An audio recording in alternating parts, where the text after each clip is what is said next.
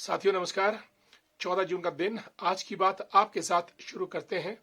दोस्तों, आज विश्व रक्तदान दिवस है, तो क्यों ना हम इसी विषय पे आज आपसे बात करें। वर्ल्ड ब्लड डोनर्स डे यानी विश्व रक्तदान दिवस। रक्त या खून जिसे आप कहते हैं, मानव शरीर का एक अभिन्न हिस्सा है और किसी भी शरीर में तकरीबन 5 लीटर खून होता है। तकरीबन 8% ऑफ योर बॉडी वेट, जितना आपका वजन रहेगा उसका 8% आपका ब्लड रहता है। ब्लड लाल रंग का होता है, सुर्ख लाल, और इसलिए कभी हमको डराता भी है। नेताजी सुभाष चंद्र बोस ने देशवासियों से कहा था कि तुम मुझे खून दो, मैं तुम्हें आजादी दूंगा। खून को नारे में इस्तेमाल करने वाले इस वीर पुरुष ने हमको खून के बारे में, उसकी अहमियत के बारे में बताया कि खून कितना कीमती होता है। कहावत भी है कि जहां तुम्हारा पसीना गिरेगा मैं अपना खून बहाने को तैयार रहूंगा, यानी खून से ऊपर कुछ भी नहीं। और जब हम मानव शरीर की बात करते हैं तो मैं समझता हूं खून, ब्लड, रक्त अल्टीमेट है, और खून का बहना, खून का जाए जाना मनुष्य को सदा के लिए मौत की नींद में सुला देता है। मानव शरीर के अंदर खून का मुख्य कार्य ब्लड स्ट्रीम्स, जैसे कोई नदी बहती है, दरिया बहता है, उस किस्म से खून हमारे शरीर में बहता है। और नदी अपने साथ गंदगी और सब चीजों को बहा ले जाकर हमेशा स्वच्छ रहने का प्रयास करती है। और जो पानी गंदा हो जाएगा वहां पे कीट पतंगे, सड़ांध वगैरह पैदा होकर उस नदी को या झील को ही खत्म कर दिया जाता है। वही हाल मनुष्य के रक्त का है।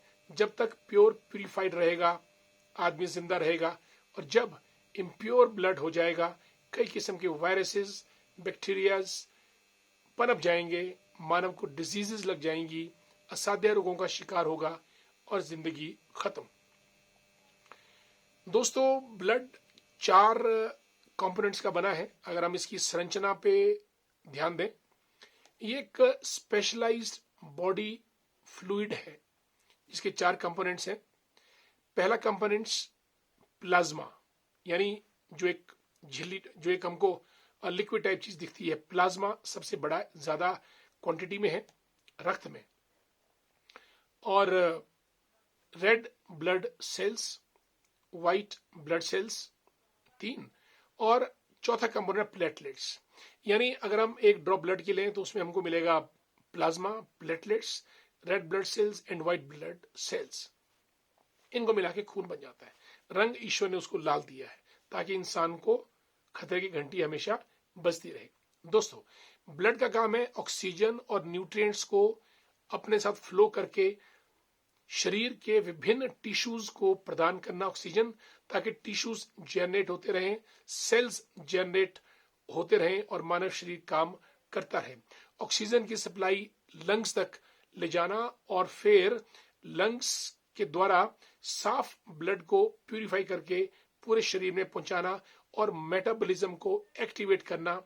और जब बॉडी का मेटाबॉलिज्म एक्टिवेट होता है तो कार्बन डाइऑक्साइड पैदा होती है, और यही ब्लड कार्बन डाइऑक्साइड को भी लंग्स में लाता है और वहां से एक्सहेल करके सांस के द्वारा कार्बन डाइऑक्साइड बाहर निकल जाती है। तो ब्लड का स्थान बहुत अहम है।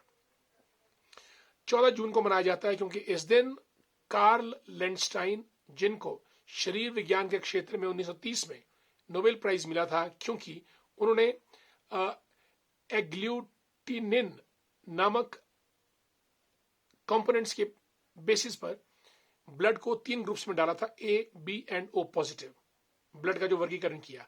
इससे हमको मदद ये मिली कि हम ट्रांसफ्यूजन, जब हम किसी को ब्लड डोनेट करते हैं तो ब्लड ग्रुप के हिसाब से करते हैं और एक साइंटिफिक प्रोसीजर ब्लड ग्रुप का बनता है। इसीलिए आज 14 जून को ब्लड डोनेशन कैंप ऑर्गेनाइज करते हैं और ब्लड डोनर्स डे मनाया जाता है। दोस्तों, ब्लड करना, रक्तदान महाकल्याण। लाखों लोगों की मृत्यु रक्त की कमी के कारण हो जाती है। हालांकि ब्लड बैंक्स भी है, इमरजेंसी ब्लड बैंक्स भी रहते हैं, लेकिन फिर भी ब्लड की आपूर्ति पूरी नहीं हो पाती है।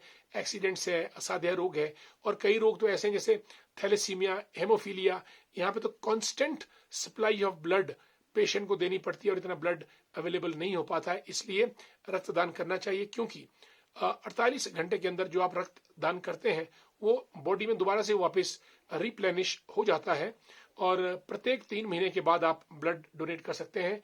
और हार्डली 8 से 10 मिनट आपको ब्लड डोनेट करने में लगते हैं, हालांकि पूरा 1 घंटा चाहिए जब आप ब्लड देने